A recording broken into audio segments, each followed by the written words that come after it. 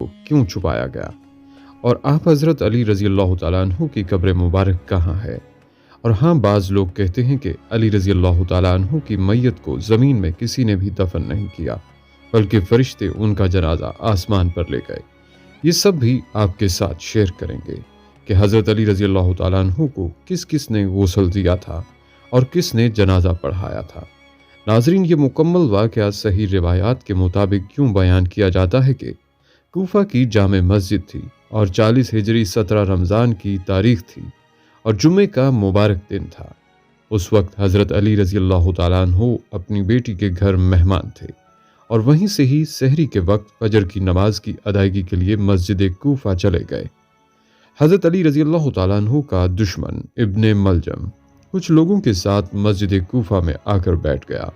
इब्ने मलजम के साथ दो खारजी लोग बरक बिन अब्दुल्ला और अमर बिन बकर तईमी इकट्ठे हुए थे और उन्होंने मंसूबा बनाया था कि हज़रत अली रज़ी अल्लाह तआला अन्हु, हज़रत मुआविया और हज़रत अमर बिन आस रज़ी अल्लाह तआला अन्हुम को एक ही रात में कत्ल कर दिया जाए। उन्होंने अपनी तरफ से अपनी जानों को अल्लाह ताला के हाथ फरोख्त किया, खुदकश हमले का इरादा किया और तलवारें जहर में भुजा ली। इब्ने मलजम कूफा आकर दीगर ख्वारिज से मिला जो खामोशी से मुसलमानों के अंदर रह रहे थे। उसकी मुलाकात एक हसीन औरत कतामा से हुई जिसके बाप और भाई जंगे नहरवान में मारे गए थे। इब्ने मलजम उसके हुस्न पर फरेफ्ता हो गया और उसे निकाह का पैगाम भेजा। कतामा ने निकाह की शर्त ये रखी कि हज़रत अली रज़ी अल्लाह तआला अन्हु को कत्ल कर दिया जाए। एक खारजी शबीब ने इब्ने मलजम को रोका भी और हज़रत अली रज़ी अल्लाह तआला अन्हु की इस्लाम के लिए खिदमत का हवाला भी दिया, लेकिन इब्ने मलजम ने उसे कायल कर लिया। उसने नहायत ही सादा मंसूबा बनाया और सुबह तारीकी में मस्जिद में छुप कर बैठ गया। हज़रत अली रज़ी अल्लाह तआला अन्हु जब फजर की नमाज के लिए मस्जिद की तरफ आ रहे थे और जब नमाज के दौरान हज़रत अली रज़ी अल्लाह तआला अन्हु सजदे में गए तो नमाज फजर के वक्त अब्दुर्रहमान बिन मलजम ने कातिलाना हमला किया और इब्ने मलजम ने आपके सर मुबारक पर जहर आलूद तलवार का वार किया। आपके सर से खून जारी हुआ, आपकी दाढ़ी और महराब खून से रंगीन हो गई। इस हालत में हज़रत अली रज़ी अल्लाह तआला अन्हु ने फरमाया, काबा के रब की कसम, मैं कामयाब हो गया। फिर सूरह तोहा की इस आयत की तिलावत की, हमने तुमको खाक से पैदा किया है और इसी खाक में वापस पलटा देंगे और फिर इसी खाक में तुम्हें दोबारा उठाएंगे। नाज़रीन, हज़रत अली रज़ी अल्लाह तआला अन्हु 2 रोज़ बिस्तरे बीमारी पर बेचैनी के साथ करवटें बदलते रहे और हज़रत अली रज़ी अल्लाह तआला अन्हु को वफ़ात से पहले कुछ वक्त मिल गया जिसे आपने अपने बेटों को वसीयत करने में सर्फ किया। जानकुनी के इस आलम में भी आपने जो बातें इरशाद फरमाई वो आबे ज़र से लिखने के लायक हैं। आपने हज़रत हसन और हुसैन रज़ी अल्लाह तआला अन्हुमा को बुलवाया और उनसे फरमाया, मैं तुम दोनों को अल्लाह से डरने की वसीयत करता हूँ। दुनिया के पीछे हरगिज़ ना लगना, खा दुनिया तुमसे बगावत ही क्यों ना कर दे। जो चीज़ तुम्हें ना मिले उस पर रोना नहीं, हमेशा हक बात कहना, यतीमों से शफकत करना, परेशान की मदद करना, आखिरत की तैयारी में मसरूफ़ रहना, हमेशा जालिम के दुश्मन और मजलूम के हामी रहना और किताबुल्लाह के अहकामात पर अमल करते रहना। अल्लाह के दीन के मामले में किसी मुलामत करने वाले की मुलामत से मत घबराना। तीसरे बेटे मोहम्मद बिन हनफिया से फरमाया, मैंने तुम्हारे भाइयों को जो नसीहत की क्या तुमने भी सुनकर महफूज कर ली? मैं तुम्हें भी वही नसीहत करता हूँ जो तुम्हारे भाइयों को की है। बल्कि नाजरीन, अपने कातिल के बारे में हज़रत अली रज़ी अल्लाह तआला अन्हु ने क्या वसीयत फरमाई, इसे भी सुनिए। ऐ बनु अब्दुल मुत्तलिब, कहीं तुम मेरी वजह से मुसलमानों के खून न बहा देना और ये कहते ना फिरना कि अमीरुल मोमिनीन कत्ल किए गए हैं तो हम उनका इंतकाम ले रहे हैं, सिवाय मेरे कातिल के किसी को कत्ल ना करना। हसन, अगर मैं इसके वार से मर जाऊं तो कातिल को भी एक ही वार में ख़त्म करना, क्योंकि एक बार के बदले में एक बार ही होना चाहिए। उसकी लाश को बिगाड़ना नहीं, क्योंकि मैंने रसूलुल्लाह सल्लल्लाहु अलैहि वसल्लम को फरमाते सुना है कि तुम लोग मसला से बचो, ख्वाह वो बावले कुत्ते ही का क्यों ना हो। हज़रत अली रज़ी अल्लाह तआला अन्हु की शहादत के बाद हज़रत हसन रज़ी अल्लाह तआला अन्हु ने इब्ने मलजम को तलब किया तो उसने आपको एक ऑफ़र की कि क्या आप मुझे एक अच्छा काम करने देंगे। وہ یہ ہے کہ میں نے اللہ سے عہد کیا تھا اور میں اسے ضرور پورا کرنا چاہتا ہوں۔ وہ عہد میں نے حتیم خانہ کعبہ کے قریب کیا تھا کہ میں علی اور معاویہ دونوں ہی کو ضرور قتل کروں گا یا خود اس کوشش میں مارا جاؤں گا۔ اگر آپ چاہیں تو مجھے چھوڑ دیں تاکہ میں معاویہ کو قتل کر دوں۔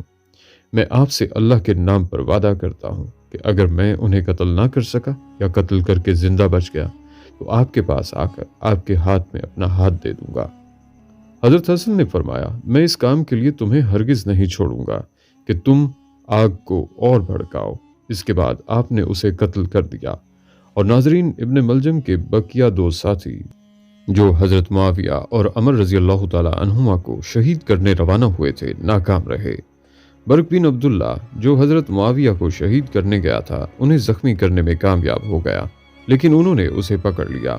حضرت عمر اس دن بیمار تھے، اس وجہ سے انہوں نے فجر کی نماز پڑھانے کے لیے خارجہ بن حذافہ رضی اللہ تعالیٰ عنہ کو مقرر کیا تھا۔ خارجی عمر بن بکر نے عمر بن عاص کے دھوکے میں خارجہ کو شہید کر دیا۔ اس کے بعد وہ گرفتار ہوا اور مارا گیا۔ بہرحال ناظرین، حضرت علی رضی اللہ تعالیٰ عنہ کے جسم میں زہر کا اثر پھیل جانے کے سبب 21 رمضان کو صبح کے وقت آپ کی روح جسم سے پرواز کر گئی۔ حضرت حسن اور حضرت حسین علیہ السلام نے تجہیز و تکفین کے بعد آپ کے جسم اطہر کو وصیت کے مطابق مخفی طور پر نجف میں دفن کر دیا اور خاص افراد کے علاوہ کسی کو بھی قبر کی جگہ کے بارے میں خبر نہیں ہونے دی۔ حضرت علی رضی اللہ تعالیٰ عنہ کو مخفی دفن کرنے کے اثرات کی بات کی جائے تو اسلام کے دفاع اور اسلام کے ارکان مضبوط کرنے کے لیے حضرت علی رضی اللہ تعالیٰ عنہ نے کفر کے خلاف لڑی جانے والی جنگوں میں قریش اور کافر قبائل کے بے شمار سرداروں اور شہرائے آفاق بہادروں کو واصل جہنم کیا تھا، اور کفر و اسلام کے درمیان ہونے والی جنگوں میں سے ہر ایک جنگ میں شجاعت و بہادری کے وہ جوہر دکھائے جو رہتی دنیا تک شجاعت کا اعلیٰ نمونہ بن گئے۔